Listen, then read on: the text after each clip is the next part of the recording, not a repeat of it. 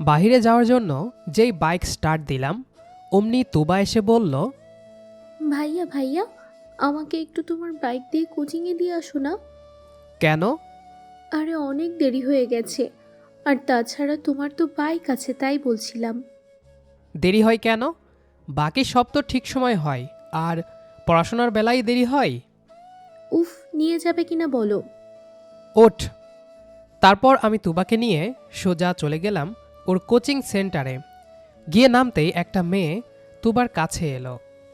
কে রে, এত দেরি করলি কেন?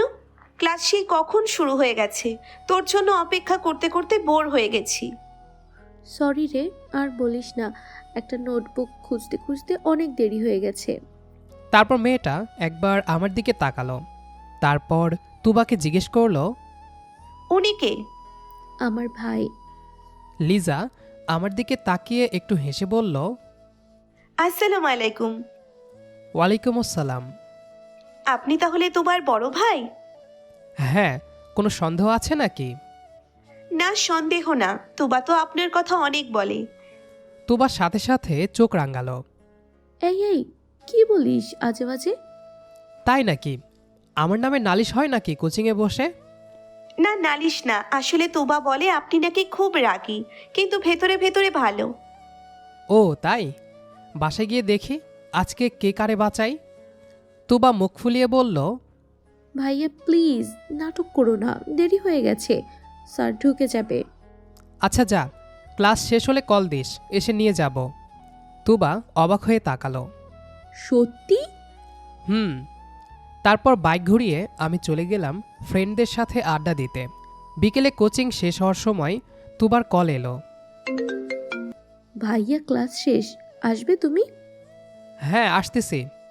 লিজাও যাবে নাকি? যাবে, ওর বাসা আমাদের রাস্তাতেই তো। আমি কিছু না বলে ফোন কেটে বাইক নিয়ে রওনা দিলাম। গিয়ে দেখি গেটের সামনে তুবা আর লিজা দাঁড়িয়ে। লিজার হাতে কয়েকটা বই, চুল হালকা এলোমেলো, দেখে মনে হচ্ছিল ক্লাস করে ক্লান্ত। ওঠো দুজনেই। তুবা আগে উঠল। তারপর লিজা একটু ইতস্তত করে বলল, আমি কি উঠবো? কষ্ট হবে না তো? আরে সমস্যা নেই, ঠিকমতো বসো। বাইক চলতে শুরু করলো। পেছন থেকে তুবার বকবক শুরু। ভাইয়া জানো, আজ স্যার অনেক বকেছে। পড়াশোনা না করলে বকবেই। লিজা আসতে বলল, আসলে আজ সত্যিই দেরি হয়ে গিয়েছিল, তাই বকেছে। আমি আয়নায় তাকিয়ে হালকা হাসলাম।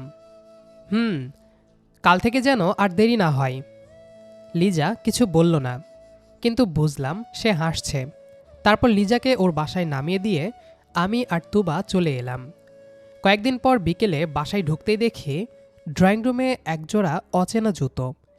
ভেতরে গিয়ে দেখি তুবা আর লিজা বসে গল্প করছে। আম্মু তাদের সামনে নাস্তা দিচ্ছে। এই যে তোর বোনের বান্ধবী লিজা, অনেক ভদ্র মেয়ে রে। লিজা উঠে দাঁড়িয়ে সালাম দিল। আসসালামু আলাইকুম ভাইয়া। ওয়ালাইকুম আসসালাম। কেমন আছো? জি ভালো। সেদিন থেকে লিজা মাঝে মাঝেই বাসায় আসতে শুরু করলো। কখনো পড়ার নোট নিতে, কখনো গ্রুপ স্টাডির নাম করে। আম্মুরও মেয়েটাকে খুব পছন্দ হয়ে গেল। একদিন দেখি রান্নাঘরে দাঁড়িয়ে আম্মুকে সাহায্য করছে। আরে মা, তুই বস, আমি করে নিচ্ছি। না আন্টি, আমি পারি, আম্মুকেও বাসায় সাহায্য করি। আমি পাশ দিয়ে যাচ্ছিলাম। কথাটা শুনে অজান্তেই ভালো লাগলো। আরেকদিন তুবা বাসায় নেই, কোচিংয়ে গেছে। আমি রুমে বসেছিলাম, দরজায় নক। কে? আমি তোমার একটা খাতা নিতে এসেছিলাম। আমি দরজা খুলে বললাম, ও তো বাসায় নেই। জানি। ও রুমে ঢুকে খাতা নিতে নিতে বলল, আপনি কি সব সময় এমন চুপচাপ? কেন? আপনাকে দেখলে ভয় লাগে, কিন্তু কথা বললে লাগে না। আমি হেসে ফেললাম। তোমাদের এই ধারণা কবে যাবে কে জানে।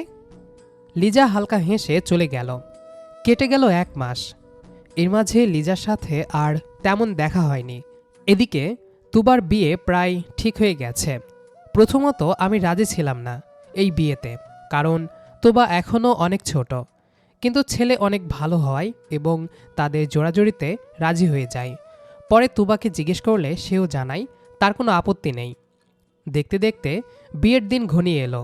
আমি অনেক ব্যস্ত হয়ে গেলাম। বাজার সাদাই, কাঠ ছাপানো, দাওয়াত দেওয়া সব কিছু এসে পড়ল আমার ঘাড়ে। আর আজকে তুবার গায়ে হলুদ। অনেক বড় করেই আয়োজন করেছে। একমাত্র বোনের বিয়ে বলে কথা। গায়ে হলুদের দিন সকাল থেকেই বাসা উলটপালট। আত্মীয় স্বজনরা আসতে শুরু করেছে। কেউ চা খাচ্ছে, কেউ গল্প করছে, কেউ বা কাজ না করেও কাজের ভান করছে। আমি এক হাতে ফোন, আরেক হাতে বাজারের লিস্ট দেখছি। সন্ধ্যায় গায়ে হলুদের অনুষ্ঠান চলতেছে পুরো দমে। উঠোন ভরা মানুষ, গান বাজতেছে, কাজিনরা নাচতেছে। তুবা মাঝখানে বসে আছে, সবাই হলুদ মাখাচ্ছে। আমি একটু দূরে দাঁড়িয়েছিলাম। এসব অনুষ্ঠানের ভিড় আমার তেমন ভালো লাগে না। হঠাৎ পাশে এসে কেউ দাঁড়ালো। আপনি সব সময় দূরে দূরে থাকেন কেন? আমি তাকিয়ে দেখি লিজা। হলুদ রঙের ড্রেস, কানে ছোট দুল, মুখে হালকা হাসি। ভিড় আমার ভালো লাগে না। ভিড় নাকি ইমোশন লুকান? আমি হালকা হেসে বললাম, তুমি অনেক বুঝো দেখছি। সব না, কিছু কিছু। ভেতর থেকে তুবার হাসির শব্দ আসছিল। আমরা দুজন চুপচাপ তাকিয়েছিলাম ওর দিকে। লিজা আসতে বলল, তোবা আপনাকে খুব ভালোবাসে জানেন? জানি, ছোট থেকে ওর সব কিছু আমি সামলিয়েছি। তা তো আপনাকে দেখলেই বোঝা যায়। কথাটা শুনে কেমন যেন লাগলো। কেউ এভাবে আমাকে লক্ষ্য করেছে, যেটা আমার কাছে নতুন। একটু পর কাজিনরা জোর করে আমাকে টেনে নিয়ে গেল তুবার পাশে হলুদ দিতে। আমি হলুদ দিলাম। তুবা হাসতে হাসতে কেঁদে ফেলল। সবাই ব্যস্ত হয়ে গেল। আমি সরে বারান্দায় চলে এলাম। কয়েক মিনিট পর লিজাও এলো। হাতে কাচের চুড়িগুলো হালকা শব্দ করছিল। আপনি কাঁদছিলেন তাই না? না, মিথ্যা বললে চোখে বোঝা যায়। আমি কিছু বললাম না। দুজনেই কিছুক্ষণ চুপ। বাড়ির লাইটগুলো জ্বলে উঠেছে। হলুদের গন্ধ, রাতের হালকা বাতাস, অদ্ভুত একটা শান্ত মুহূর্ত। তোবা চলে গেলে আপনি একা হয়ে যাবেন। অভ্যাস হয়ে যাবে। সবার হয় না, কিছু শূন্যতা থেকে যায়। আমি ওর দিকে তাকালাম। তুমি এসব এত বুঝো কিভাবে? আমি চুপচাপ থাকলেও খেয়াল করি বেশি। ভেতর থেকে কেউ ডাক দিল, লিজা কোথায়? ছবি তুলব। যাই, না হলে আমাকে আবার খুঁজবে। 2 কদম গিয়ে আবার ফিরে তাকালো। আপনি হাসলে আপনাকে বেশি ভালো লাগে। বলেই দৌড়ে ভেতরে চলে গেল। আমি দরজায় দাঁড়িয়ে রইলাম। মনে হলো অনেকদিন পর কেউ আমাকে এভাবে অপ্রস্তুত করে গেল। রাতের দিকে অনুষ্ঠান প্রায় শেষ।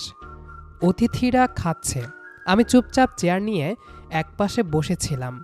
লিজা এসে পাশে বসলো। খুব ক্লান্ত? সে পানির বোতল বাড়িয়ে দিল। আমাদের হাত একসাথে বোতলে ছুঁয়ে গেল। দুজনেই 1 সেকেন্ড থেমে গেলাম। কেউ কিছু বললাম না। দূরে তুবার হাসি, গানের শব্দ, কিন্তু আমাদের দুজনের চারপাশটা যেন হঠাৎ শান্ত হয়ে গেল। খাওয়া দাওয়া শেষে একে একে সবাই চলে যেতে লাগলো। একটু পর লিজা এসে বলল, আজ আসি। আমি ভ্রু কুঁচকে তাকালাম। আসি মানে? তখনই পাশ থেকে তুবা বলল, দেখো না ভাইয়া, ওকে এত করে বলছি থাকতে, কিন্তু ওনাকে চলে যাবে। আরে না গেলে আম্মু অনেক বকা দিবে। তোমার আম্মুর নাম্বার দাও। কেন? দিতে বলেছি, দাও। এই নিন। এখন যাও, ভেতরে যাও। আমি আন্টির সাথে কথা বলে নিব। কিন্তু আমি তো কোনো ড্রেস আনিনি, কালকে কি পরবো? তোমার ড্রেস সকালে পেয়ে যাবে। বাসা থেকে আমি না হলে আর কেউ নিয়ে আসবে। কিন্তু কোনো কিন্তু না, ভেতরে যাও বলছি। লিজা একটু অসহায় মুখ করে তুবার দিকে তাকালো। তুবা 2 হাত কোমরে দিয়ে বলল, যা বলছে ভাইয়া তাই কর, আজকে তুই এখানেই থাকবি, শেষ। লিজা হালকা লজ্জা নিয়ে ভেতরে ঢুকে গেল। আমি দাঁড়িয়ে রইলাম ফোনটা হাতে নিয়ে। একটু দূরে গিয়ে ওর আম্মুকে ফোন দিলাম। সালাম দিয়ে সব বুঝিয়ে বলতেই উনি হেসে বললেন, থাকুক বাবা, আমার কোনো সমস্যা নেই। ফোন কেটে ভিতরে ঢুকতেই দেখি তুবা আর লিজা এক রুমে বসে গল্প করছে। আমাকে দেখে তুবা হাসল। পারমিশন নেওয়া হয়েছে, আন্টি বলেছেন কোনো সমস্যা নেই। লিজা স্বস্তির নিঃশ্বাস ফেলল। আপনি সিরিয়াসলি ফোন দিয়েছিলেন? আমি মজা কম করি। ওরে বাবা, এখন থেকে সাবধানে কথা বলিস লিজা। লিজা হালকা হাসল। বাড়ি ধীরে ধীরে শান্ত হলো। কাজিনরা যে যার মতো ঘুমাতে গেল। আমি বারান্দায় দাঁড়িয়েছিলাম। নিচে উঠোনে হলুদের ফুল পড়ে আছে। লাইটগুলো নিভু নিভু। পেছন থেকে পায়ের শব্দ। ঘুমাননি এখনো? আমি ঘুরে তাকালাম। ও চুপচাপ এসে রেলিংয়ের পাশে দাঁড়ালো। কাজ শেষ করতে করতে দেরি হয়ে গেল। তুমি ঘুমাওনি কেন? নতুন জায়গায় ঘুম আসে না তাড়াতাড়ি। বলেই নিচের উঠোনের দিকে তাকিয়ে রইলাম। লিজা আসতে বলল, কাল তুবা চলে যাবে, ভাবতেই খারাপ লাগছে। হুম। আপনি ঠিক থাকবেন তো? আমি একটু অবাক হয়ে তাকালাম। আমি ঠিক আছি। সবসময় শক্ত থাকার ভান করা লাগে না। কথাটা বলে ও চুপ হয়ে গেল। বাতাসে ওর চুল উড়ছিল। মুহূর্তটা একদম শান্ত। ঘুমাও, কাল অনেক কাজ। আপনি ঘুমালে আমিও ঘুমাবো। আমাকে পাহারা দিচ্ছ নাকি? হয়তো। যাও ঘুমাও, কালকে আবার তোমাদের অনেক কাজ। কি কাজ? ওই যে মেকআপ করা, এটাই তো বিয়েতে মেইন কাজ তোমাদের। জি না, আমি এত সাজুগুজু করি না। তাহলে তো ভালোই, তোমার জামাইয়ের টাকা বেঁচে যাবে। হয়তো। পরের দিন সকাল থেকে বাসা আবার ব্যস্ত। আমি নিচে সব কিছু সামলাচ্ছিলাম। হঠাৎ সিঁড়ি দিয়ে কেউ নামছে। আশেপাশের কাজিনরা ও বলে উঠল। আমি তাকিয়ে দেখি লিজা নামছে। গোলাপি রঙের সিল্ক শাড়ি, চুল খোলা, কানে ঝুমকা, মুখে হালকা মেকআপ, কিন্তু চোখ দুটো আলাদা উজ্জ্বল। কয়েক সেকেন্ড আমি তাকিয়েই রইলাম। ও সামনে এসে বলল, এমন করে তাকিয়ে আছেন কেন? আমি গলা হালকা পরিষ্কার করলাম। কিছু না, শাড়িটা সুন্দর। শাড়ি সুন্দর নাকি? আমি কথা শেষ করতে দিলাম না। তুবা কি রেডি? রেডি হচ্ছে। একটু পর রুমে গিয়ে দেখি তুবা রেডি হয়ে বসে আছে। লিজাব তুবার পাশে বসে ওর ওড়না ঠিক করছে। আমি দাঁড়িয়ে সেটা দেখছিলাম। এইভাবে দাঁড়িয়ে থাকলে হবে? অতিথি সামলান। তোমরা সামলাও, আমি না হয় একটু বসি। যেটা আপনার কাজ সেইটা আমরা করব কেন? থাক, লাগবে না, আমারটা আমিই করব। আমি তুবার দিকে তাকালাম। তুবা আয়নায় তাকিয়ে বলল, ভাইয়া, কাঁদবা না কিন্তু। আমার ঠেকা পড়েছে তোর জন্য কাঁদতে। আমার তো আরও খুশি লাগছে। তুই চলে গেলে পুরো বাড়ি আমার হবে, সব কিছুতে আমার রাজত্ব চলবে। এই বলে আমি রুম থেকে বের হয়ে ছাদে চলে গেলাম। লিজা এসে পাশে দাঁড়ালো। আজকে আপনি খুব চুপচাপ। বিয়ের দিন ভাইরা এমনই থাকে। আপনি কাঁদলে কেমন লাগবে জানেন? খারাপ? না, ভালো। আজকে তুমি অনেক কথা বলছো। হয়তো কাল বলার সুযোগ থাকবে না। কথাটা শুনে বুকের ভেতর হালকা ধাক্কা খেলাম। কেন থাকবে না? লিজা চোখ সরিয়ে নিচের দিকে তাকালো। তোবা চলে গেলে তো আর খুব একটা আসবো না, আমি তো শুধু ওর বান্ধবী। নিচে সবাই চেঁচিয়ে উঠল, বরপক্ষ চলে এসেছে। বরপক্ষ আসার খবর ছড়িয়ে পড়তেই বাড়ির ভেতর যেন হঠাৎ বাতাস বদলে গেল। একটু আগের হাসি আড্ডায় ভরা উঠোনে এখন কেমন অস্থিরতা। লিজাব আসতে বলল, নামবেন না? নামতে তো হবেই। নিকাহ পড়ানো হলো, সবাই দোয়া করল। তুবার মুখে একসাথে ভয়, লজ্জা, খুশি। আমি দূর থেকে দাঁড়িয়ে দেখছিলাম। ওর চোখে পানি দেখে বুকের ভেতরটা হঠাৎ ফাঁকা হয়ে গেল। লিজা আমার পাশে এসে দাঁড়ালো, হাতে পানির বোতল ধরিয়ে দিল। খান, সারাদিন কিচ্ছু খাননি। আমি বোতলটা নিলাম, কিন্তু পানি না খেয়েই বললাম, তুবা চলে গেলে বাসা একদম চুপ হয়ে যাবে। লিজাব হালকা হেসে বলল, চুপ বাসা বেশি দিন চুপ থাকে না। আমি ওর কথার মানে বুঝিনি, কিন্তু কেমন যেন মনে গেঁথে গেল। বিদায়ের সময় তুবা আমাকে জড়িয়ে ধরে কাঁদছিল। আমি মাথায় হাত রেখে শুধু বললাম, দোয়া করি অনেক সুখী হ। গাড়ি চলে যাওয়ার পর সবাই ধীরে ধীরে ভেতরে ঢুকে গেল। উঠোনে ফুল ছড়িয়ে আছে, চেয়ার এলোমেলো, লাইটগুলো আধা নিভে গেছে। আমি একা দাঁড়িয়ে আছি।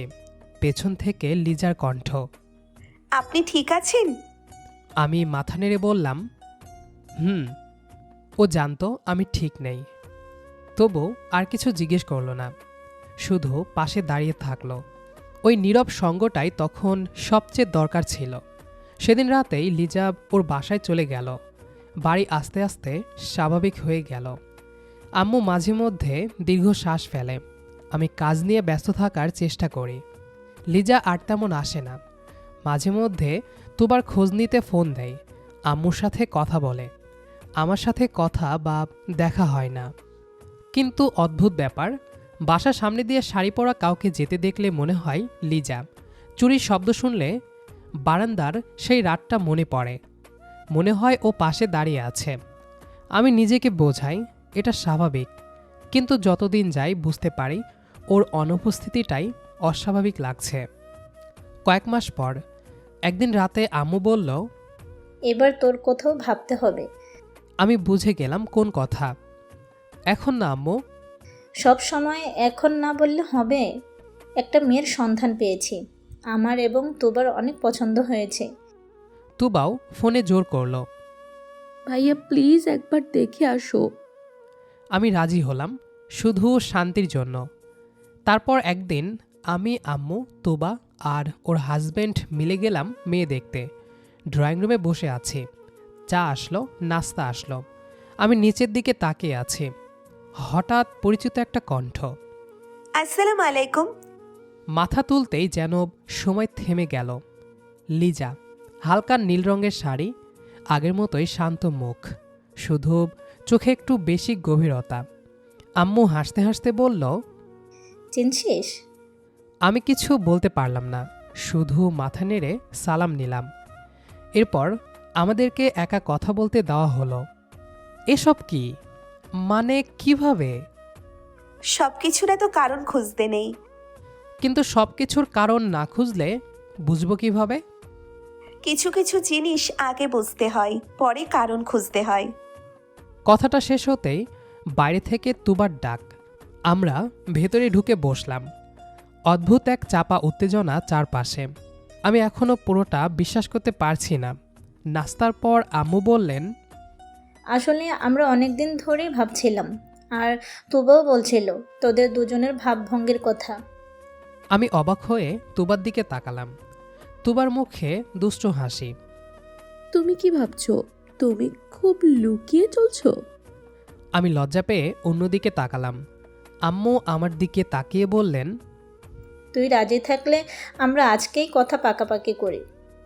আমি আস্তে বললাম, আমার কোনো আপত্তি নেই, তোমরা যা ভালো মনে করো। এই কথাটা বলার সময় বুকের ভেতর যে শান্তি নামলো সেটা নতুন। লিজার চোখে হালকা লজ্জার ছাপ স্পষ্ট।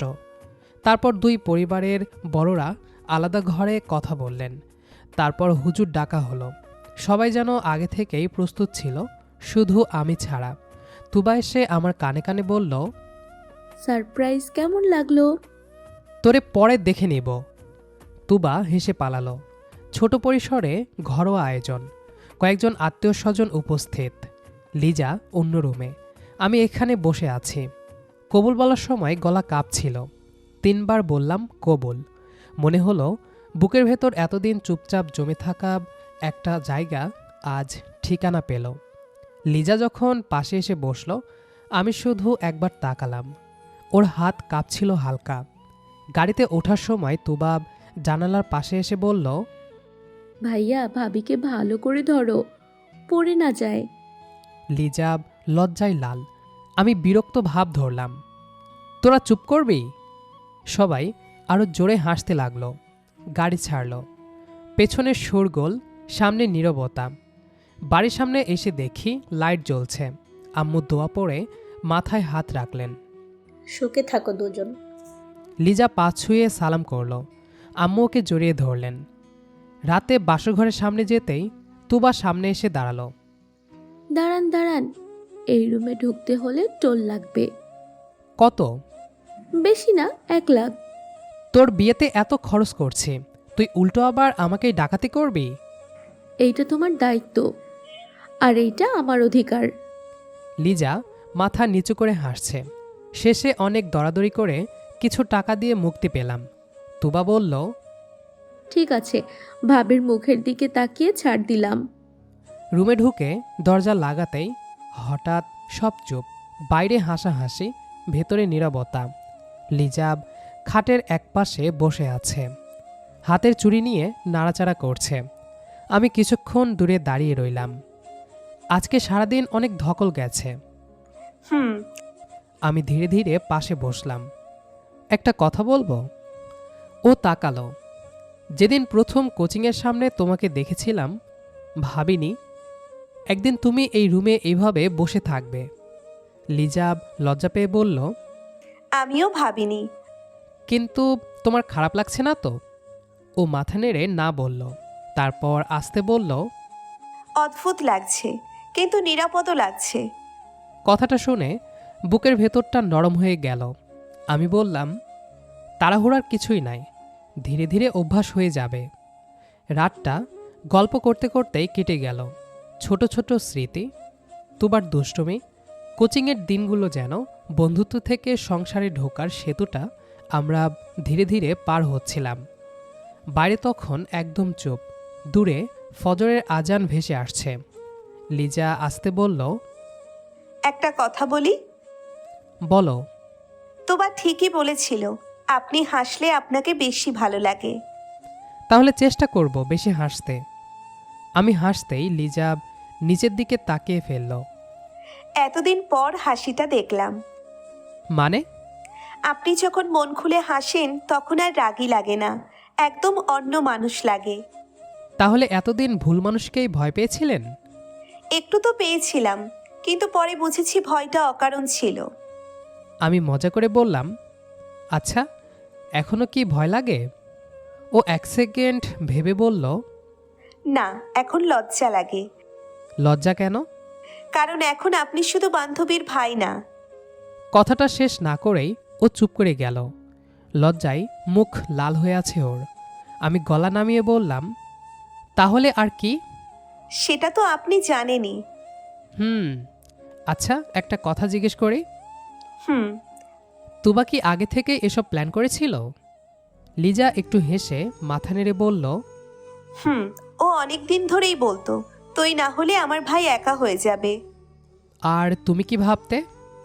আমি ভাবতাম এটা কি সম্ভব। তারপর যেদিন বারান্দায় দাঁড়িয়ে আপনি বলেছিলেন অভ্যেস হয়ে যাবে, সেদিন বুঝেছিলাম আপনি আসলে একা থাকতে শিখে গেছেন। কিন্তু সেটা আপনার জন্য ঠিক না। আচ্ছা একটা কথা বলো তো, প্রথম দিন কোচিংয়ের সামনে আমাকে দেখে কি ভেবেছিলে? লিজা সঙ্গে সঙ্গে মুখ ঢেকে ফেলল। বলবো না। বলতেই হবে, এটা আমার অধিকার। এই অধিকার কবে পেলেন? কবুল বলার পর থেকেই। ভাবছিলাম এত হ্যান্ডসাম মানুষ আবার তোমার ভাই কিভাবে হয়। এটা অপমান হলো কিন্তু। আমি হালকা গম্ভীর হয়ে বললাম, তোমার কখনো অস্বস্তি লাগলে বলবে। জানালার ফাঁক দিয়ে আলো ঢুকছে। লিজা আস্তে বলল, জানেন, ছোটবেলায় ভাবতাম বিয়ের রাত খুব ভয়ঙ্কর কিছু। সিনেমা বেশি দেখছো মনে হয়। কিন্তু এখন মনে হচ্ছে এটা আসলে গল্পের নতুন অধ্যায় শুরু হওয়ার রাত। তাহলে গল্পটা ভালো হবে তো? ও আমার দিকে তাকিয়ে হালকা মাথা নাড়ল। আমরা লিখলে খারাপ হবে না। আমি আলতো করে লিজার কপালে চুমু দিলাম। আর এভাবে শুরু করলাম আমাদের নতুন অধ্যায়। সব গল্প শুরু হয় পরিচয় দিয়ে, কিন্তু কিছু গল্প শেষ হয় জীবনের সবচেয়ে সুন্দর সম্পর্কে গিয়ে। তানভীর আর লিজার গল্পটাও ঠিক তেমনই। একটা সাধারণ পরিচয়, কিছু চুপচাপ মুহূর্ত, আর ধীরে ধীরে জমে ওঠা এক গভীর ভালোবাসা। কখন যে বোনের বান্ধবী হয়ে উঠল জীবনের সঙ্গী, সেটা তারা নিজেরাও বুঝতে পারেনি। শুধু অনুভব করেছে একে অপরের কাছে থাকাটাই যেন শান্তি। হয়তো এমন গল্প আমাদের আশেপাশেই লুকিয়ে আছে। কেউ প্রকাশ করে, কেউ শুধু অনুভব করে যায়। যদি এই গল্পটা আপনার হৃদয় ছুঁয়ে যায়, তাহলে ভিডিওটিতে একটি লাইক দিয়ে আমাদের উৎসাহ দিন। আপনার অনুভূতি কমেন্টে জানাতে ভুলবেন না। আপনার একটি কমেন্ট আমাদের জন্য অনেক মূল্যবান। আর এমন আরও সুন্দর হৃদয় ছোঁয়া রোমান্টিক গল্প শুনতে আমাদের চ্যানেলটি সাবস্ক্রাইব করে পাশে থাকুন। আপনাদের ভালোবাসায় আমাদের পথ চলার শক্তি। আবার দেখা হবে নতুন কোনো গল্পে, নতুন কোনো ভালোবাসার অনুভূতিতে। ততক্ষণ পর্যন্ত ভালো থাকুন, ভালোবাসায় থাকুন। আল্লাহ হাফেজ।